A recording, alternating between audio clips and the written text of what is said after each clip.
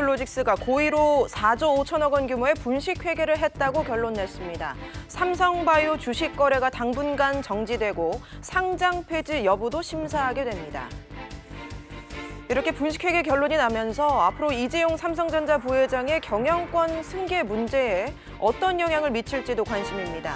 그룹의 지주사격인 삼성물산과 제일모직의 합병이 이 부회장의 승계 작업의 하나로 여겨지기 때문입니다. 이번 심의 결과의 쟁점과 파장 짚어봤습니다. 지난달 실업률이 13년 만에 가장 높은 수준을 기록했습니다. 특히 경제의 허리 역할을 하는 40, 50대의 고용이 부진했습니다. 다만 전체 취업자 수는 6만 4천 명 늘어서 전달보다 나아졌습니다. 서울 송파의 미니 신도시급 재건축 단지인 헬리오시티의 연말 입주가 불투명해졌습니다. 조합원 간의 갈등을 빚고 있는 가운데 오늘 임시총회마저 무산됐습니다. 현장 취재했습니다.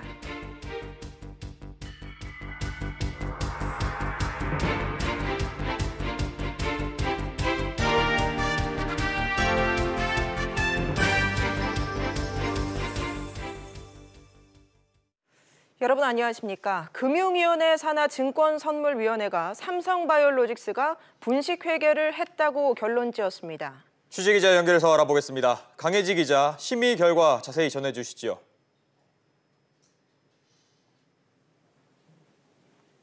네, 오늘 핵심 쟁점은 삼성바이오로직스가 자회사인 바이오에피스의 기업 가치를 의도적으로 부풀렸는지 여부였는데 증선위가 고의성을 인정했습니다. 지난 2015년 삼성바이오로직스는 상장 1년을 앞두고 에피스의 회계 처리를 종속회사에서 관계회사로 변경했는데요.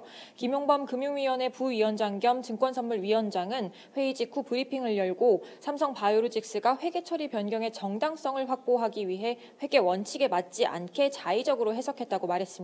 또 이를 고의로 보고 잘못 인식한 평가 차익을 취소해야 한다고 말했습니다. 네, 강 기자, 이 삼성바이오로직스는 이제 어떤 조치를 받게 되는 거죠? 네, 증선위는 삼성바이오로직스의 회계 처리 기준 위반 내용을 검찰에 고발하고 대표이사 해임 권고 그리고 과징금 80억 원 부과 등을 결정했습니다. 또 자문사인 삼정회계법인과 안진회계법인에도 무거운 책임이 있다고 보고 과징금 부과와 감사 업무 제한 등의 조치를 내렸습니다. 삼성바이오로직스 주식 거래는 어떻게 되는 거죠? 네, 일단 한국거래소가 삼성바이오로직스의 주식 매매 거래를 즉시 정지할 예정입니다. 상장 폐지 여부에 대해서 김 부위원장은 예단할 수는 없지만 한국거래소의 상장 적격성 실질 심사 대상에 해당된다고 밝혔습니다. 거래소는 기업의 계속성과 성장성 또 투자자 보호 등을 고려해서 심사를 진행하게 되는데요. 지난 2009년 상장 적격성 실질 심사 도입 이후 아직까지는 회계 처리 위반으로 상장 폐지된 사례가 없다는 점에서 삼성바이오로직스가 상장 폐지로 이어질 가능성은 낮아 보입니다. 지금까지 정부 서울청사에서 SBS CNBC 강혜지입니다. 네, 보신 것처럼 증선위가 고의로 분식회계를 했다. 또 중징계를 내렸습니다. 그런데 이게 끝이 아닙니다. 취재기자와 함께 오늘 증선위 발표와 후폭풍 짚어보겠습니다. 손석우, 박규준 두 기자가 나와 있습니다. 우선 송 기자, 네. 당장 삼성바이오로직스 주식 거래가 중단되는 거죠? 그렇습니다. 한국거래소가 이제 증선위의 제재 결정을 확인하면서 당장 이제 내일부터 삼성바이오로직스 주식 거래가 정지됩니다. 이 정지되는 기간 동안 한국거래소는 이제 15일 안에 상장 적격성 실질 심사 대상 여부가 되는지를 결정하게 되는 겁니다. 그 심사라는 게 이제 상장 폐지 여부를 심사한다는 거죠? 그렇습니다. 회계 처리 기준만 놓고 본다면 상장 폐지 대상이 될 수 있습니다. 증선위가 이제 고의 분식 회계에 따른 검찰 고발 조치 등 중징계를 내렸기 때문에 이것만 가지고도 실질 심사 사유에 해당하게 됩니다. 아울러서 이제 증선위 판단대로 삼성바이오에피스에 대한 회계 기준을 변경해서 재무제표를 다시 작성을 하게 된다면 삼성바이오로직스는 완전 자본 잠식에 빠지기 때문에 이는 또 상장 폐지 사유에 해당됩니다.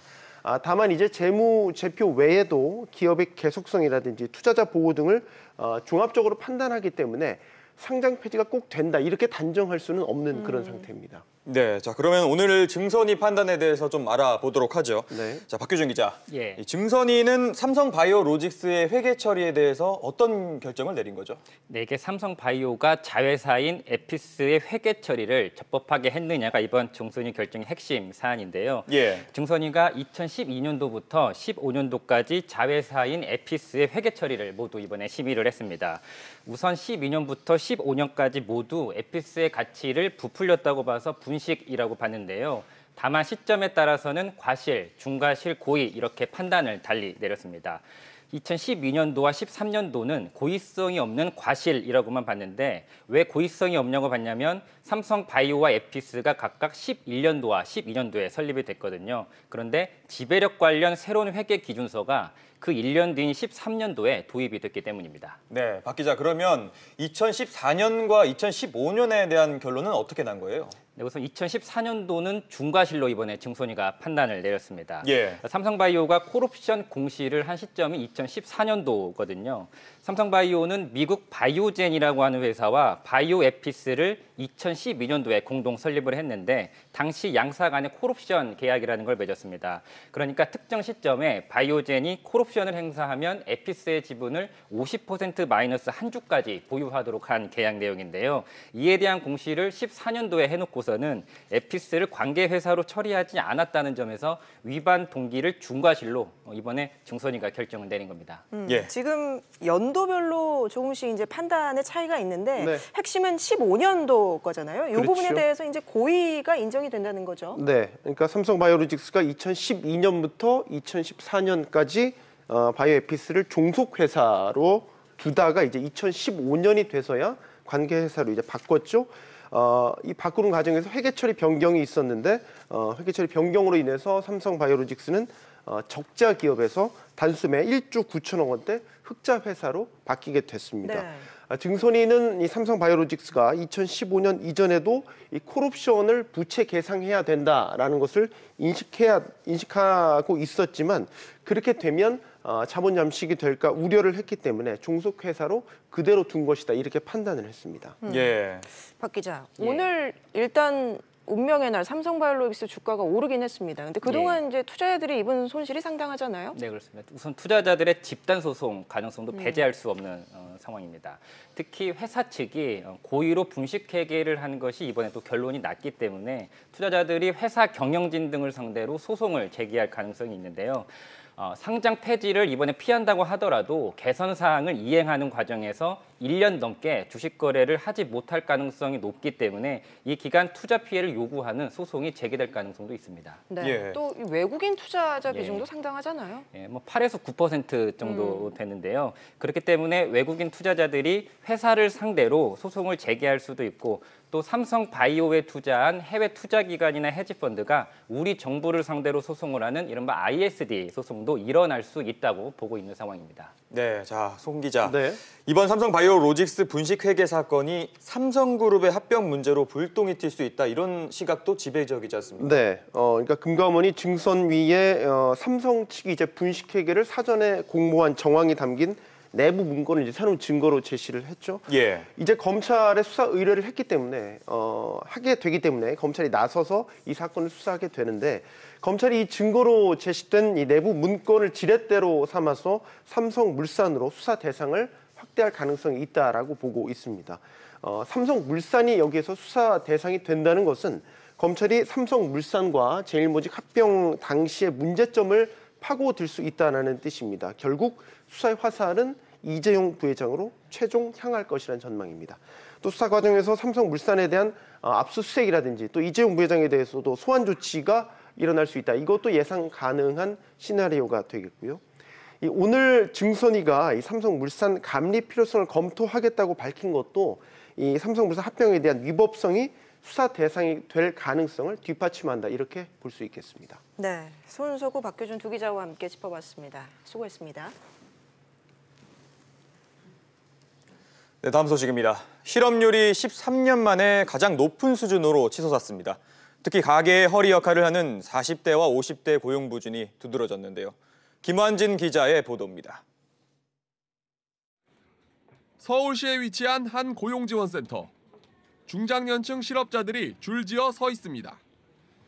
직장에서 쫓겨나듯이 나오면서 재취업 교육조차 제대로 받지 못하자 구직 상담을 받기 위해 온 겁니다. 요새 경기가 나빠서 인원 감축 때문에 제가 조금 나이가 있어서 재취업을 할지 자영업 쪽을 좀 생각을 해볼지. 취업자 증가 수가 넉 달째 10만 명을 밑도는 가운데 40대 취업자 수는 15만 명 넘게 줄었고 50대도 6천 명 느는데 그쳤습니다. 최근 고용상이 좋지 않은 도소매라든지 제조업 그리고 심지어 비교적 취업자가 증가하고 있는 공공부문 포함해서 전체적으로 지금 감소하고 있는 모든 거의 대부분 산업에서 40대가 줄어들고 있는데요. 도소매업과 숙박 음식점업은 각각 10만 명 가까이 줄며 부진했는데 직장에서 나온 40대와 50대가 자영업에 뛰어들었다가 어려움을 겪은 영향으로도 풀이됩니다. 40, 50대 고용 부진의 지난달 실업률은 3.5%로 2005년 이후 13년 만에 가장 높은 수치를 보였습니다. 우리 경제의 허리 역할을 맡고 있는 40, 50대의 실업률이 급증하는 가운데 이들을 겨냥한 맞춤형 일자리 대책이 필요하다는 지적입니다. SBS CNBC 김한진입니다. 앞서 보신 것처럼 우리 경제의 위기 신호가 뚜렷해지면서 일자리 문제는 좀처럼 나아지지 않고 있는데요. 특히 일자리를 찾지 못한 장기 실업자가 갈수록 늘고 있습니다. 류정훈 기자가 보도합니다. 서울모 대학에 다니는 이모 씨는 졸업을 미루면서 1년 반째 취업을 준비하고 있습니다. 처음에는 이제 제가 원하는 기업, 좋은 기업만 몇 개 썼었는데 계속 떨어지다 보니까 불안해져가지고 인적성을 통과해서 면접을 볼 때도 2명, 3명 붙는다고 하는데 1차 면접에 30명이 가 있고. 이 씨처럼 6개월 이상 일자리를 구하지 못한 장기 실업자는 올 10월에만 17만 8천 명에 달했습니다. 취업문을 뚫기 어렵다 보니 아예 구직을 포기한 사람도 52만 명을 넘어섰습니다. 문제는 경기 하강이 뚜렷해지면서 고용이 나아지기 어려워 보인다는 것입니다. 조사를 2,000개 업체를 했었는데 이 조사에서 하반기 채용을 안 하거나 이제 줄이겠다는 업체가 82.9%인데 경기가 최근에 이제 많이 불안하고 인건비 부담이 가중이 되기 때문에 투자와 고용이 늘어나도록 정부가 대규모 부양책과 규제 완화 방안을 마련해야 한다는 지적입니다. SBS CNBC 류정훈입니다. 수천 명대까지 떨어졌던 취업자 수 증가폭이 6만 명대를 회복하면서 최악은 피했다는 평가입니다. 하지만 그렇다고 해서 고용시장이 개선됐다고 보기는 어려운데요. 이 내용 취재기자와 함께 자세히 짚어보겠습니다. 이한승 기자가 나와 있습니다. 자, 이 기자. 네. 취업자 수가 감소할 수 있다는 전망이 있었는데 나름 선방을 한 거죠? 네, 지난달 취업자 수는 6만 4천 명 늘어서 4만 5천 명 늘어났던 한 달 전보다는 상황이 좀 나아졌습니다. 예. 하지만 취업자 수 증가폭이 여전히 넉 달째 10만 명을 밑돌고 있고 또 지금과 같은 흐름이라면 정부의 연간 고용 목표인 18만 명 달성도 불가능한 상황입니다. 통계청도 이번 달 취업자 수 증가를 두고 개선의 여지로 보긴 어렵다고 설명했습니다. 예, 통계청 자료를 보니까 전체 실업률은 올라갔는데 네. 20대 실업률은 낮아졌더라고요. 이거 왜 이렇죠? 일단 앞서 리포트에서도 보셨던 것처럼 40, 50대 이 실업자가 좀 늘어나면서 지난달 실업률은 2005년 이후 13년 만에 가장 높았는데요.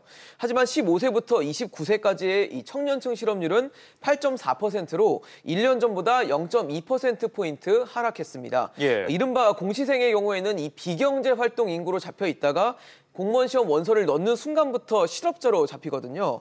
그래서 지난해 10월에는 이 공무원 시험이 있었는데 올해 10월에는 이 공무원 시험이 없으면서 실업자로 집계되는 인원이 그만큼 줄어든 것으로 보입니다. 예, 경제 활동을 하지 않는 사람들도 늘었습니까? 네, 지난달 비경제 활동 인구가 1년 전에 비해서 10만 5천 명 늘어났는데요. 지난 6월 이후 5개월 연속 증가폭이 10만 명대에 머물러 있는 상황입니다. 이는 2016년 4월 이후 2년 3개월 만에 가장 긴 증가세를 보이고 있는 겁니다. 예, 산업별로는 좀 어떻습니까? 네, 고용 유발 효과가 큰 것으로 알려졌던 그 제조업 같은 경우는요. 취업자 수가 지난 4월 이후 7개월째 감소세를 보이고 있고요. 또 도소매업이나 사업시설관리 업종 등 서민들이 많이 종사하는 업종의 감소폭도 컸습니다. 특히 숙박 음식점업은 2013년 이후 가장 큰 감소폭을 보이기도 했습니다. 홍남기 경제 부총리 후보자도 고용 상황에 대해서 언급을 했다고요? 네, 홍남기 후보자가 오늘 출근길에 기자들과 만나서 이 10월 취업자 수가 9월에 비해 다소 개선되는 모습을 보였지만 여전히 고용 상황은 엄중하다고 지적했습니다. 예. 이어 일자리 창출 여력을 확충하는 것이 시급하다면서 이 고용 통계 변화를 잘 분석해서 정부가 대책 내놓을 수 있는 분야를 치밀하게 고민하겠다고 밝혔습니다. 네, 알겠습니다. 이 기자 이야기 잘 들었습니다.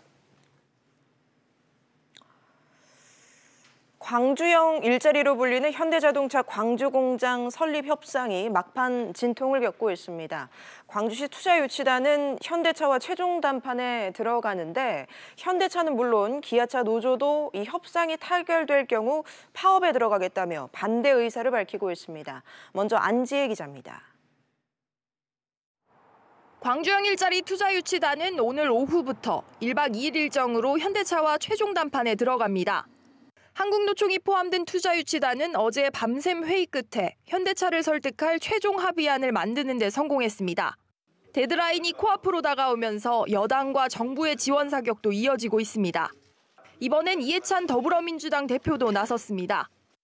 광주만이 아니고 군산, 울산, 창원 여러 곳에 이제 지금 경제적으로 어려움을 처해 있는데 지역 특성에 알맞는 그런 맞춤형 일자리를 만들어내는 첫 번째 일자리가 광주형 일자리입니다.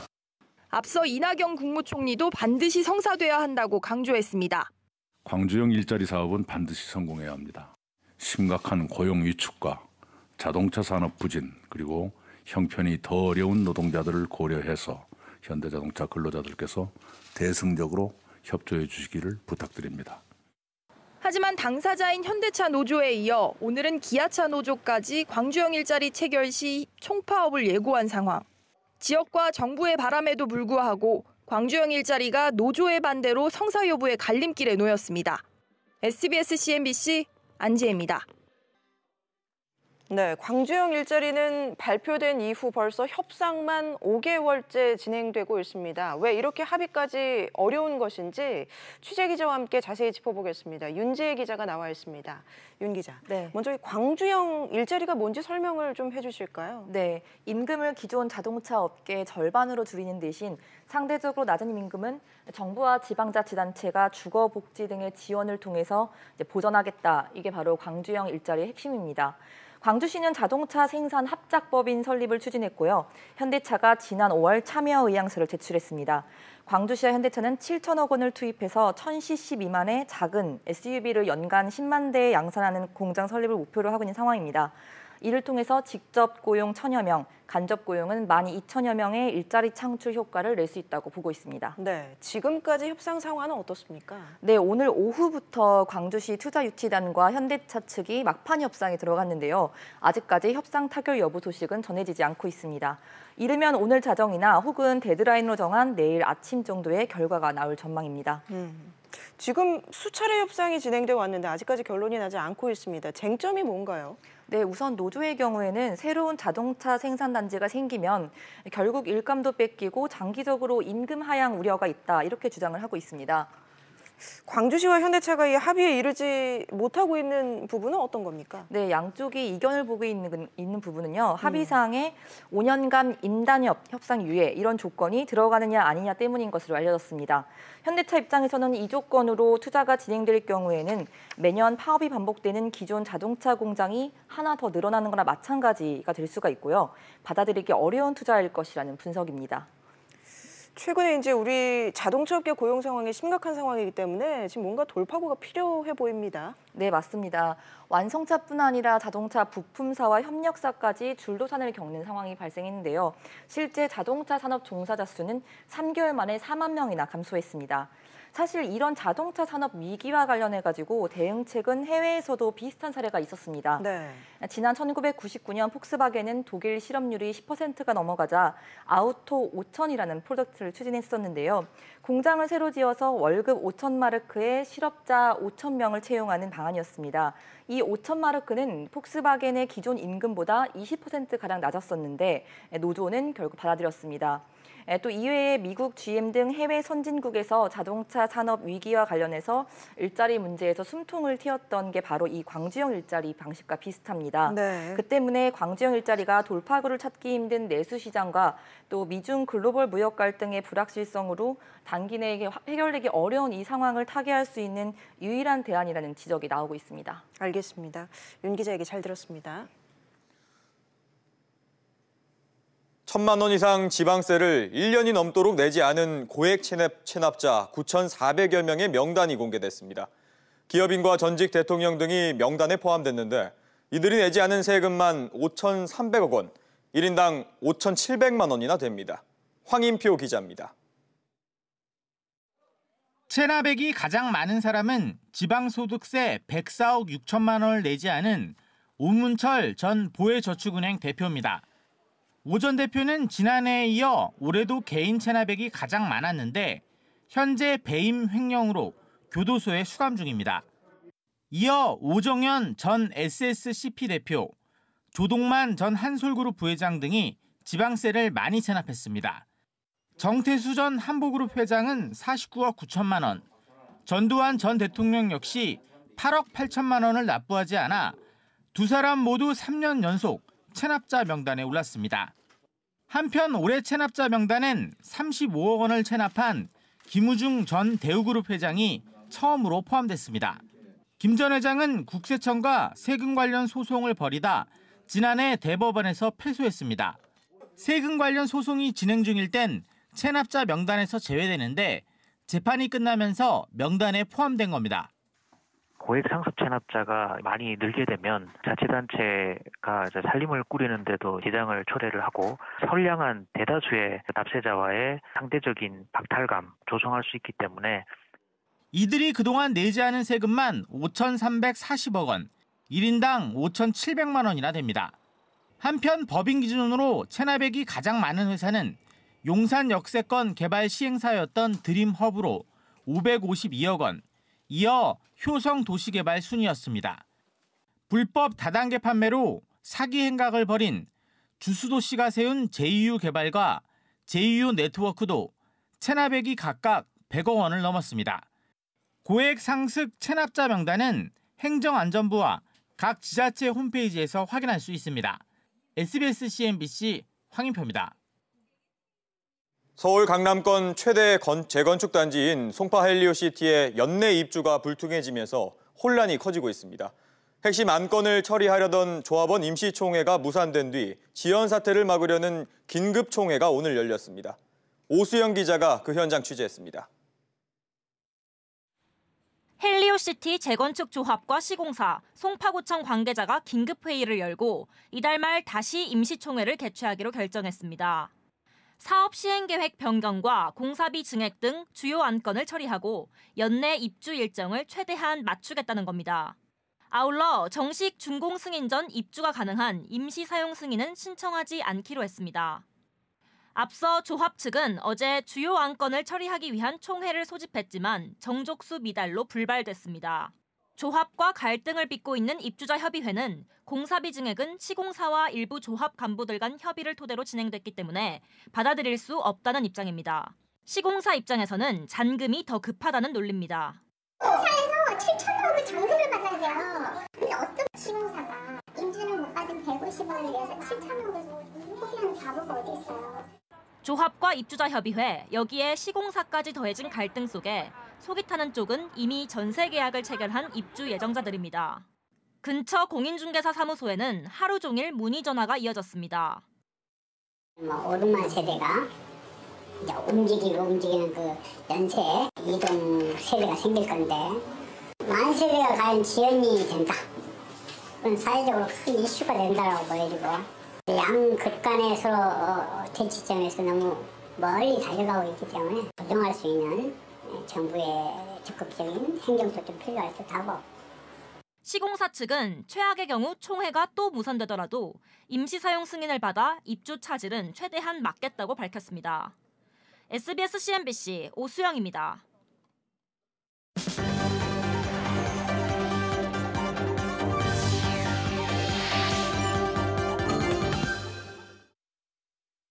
국내 은행들이 올 9월까지 벌어들인 돈이 12조 원을 돌파한 것으로 나타났습니다. 금융감독원 자료에 따르면 올 3분기 국내 은행의 단기순이익은 4조 1천억 원으로 나타나 누적순이익은 12조 4천억 원으로 집계됐습니다. 특히 가계대출 증가세가 이어지면서 이자로 번 돈이 무려 30조 원에 육박한 것으로 나타났습니다. 공정거래위원회가 이건희 삼성그룹 회장을 위장 계열사 소유 혐의로 검찰에 고발합니다. 공정위는 이 회장이 지난 2014년 상호 출자 제한 기업 집단 관련 자료를 제출할 때 차명 보유하고 있던 사무와 자회사인 서영을 고의로 누락했다고 판단했습니다. 공정위는 삼성이 사무 종합건축에 일감 몰아준 혐의도 추가 조사 중이며 계열사 누락에 따른 세금 혜택을 국세청에 통보하기로 했습니다.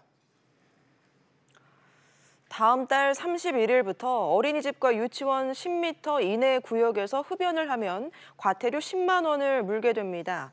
지금까지 어린이집과 유치원, 학교는 실내 공간만 금연구역으로 지정됐지만 간접 흡연 피해 방지를 위해서 금연구역이 확대되는 겁니다.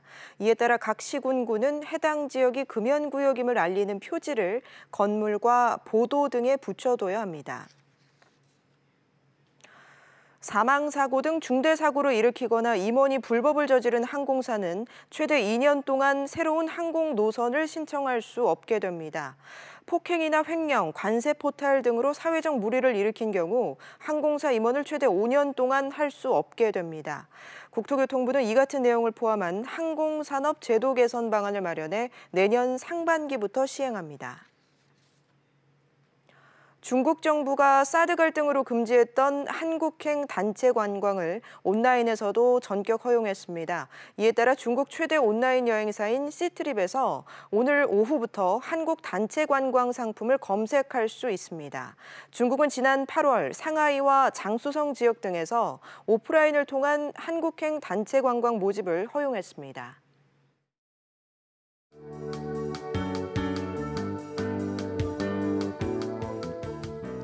안녕하세요. K웨더 라이프스타일 예보 최현미입니다.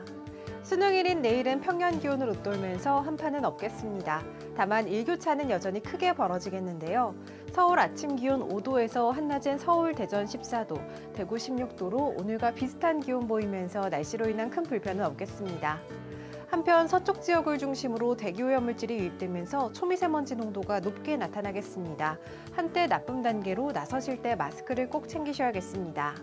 중부지방 오후부터 점차 구름이 많아지겠습니다. 낮 동안 평년 기온을 웃돌면서 서울 14도, 수원 15도가 되겠습니다. 동해안 지방 아침과 낮 기온 모두 오늘보다 조금 낮아지겠습니다. 한낮엔 속초, 울진 14도, 강릉 15도를 보이겠습니다. 남부지방은 새벽 사이 내륙에는 서리가 내리거나 얼음이 어는 곳도 있겠습니다. 광주, 대구 16도, 부산 17도가 예상됩니다. 모레 금요일은 전라도와 제주도에 비가 내려 토요일 남부지방과 강원 영동으로 확대되겠고요. 다음 주부터는 서울 아침 기온이 0도 안팎으로 뚝 떨어지면서 초겨울 추위가 찾아올 전망입니다. 날씨였습니다.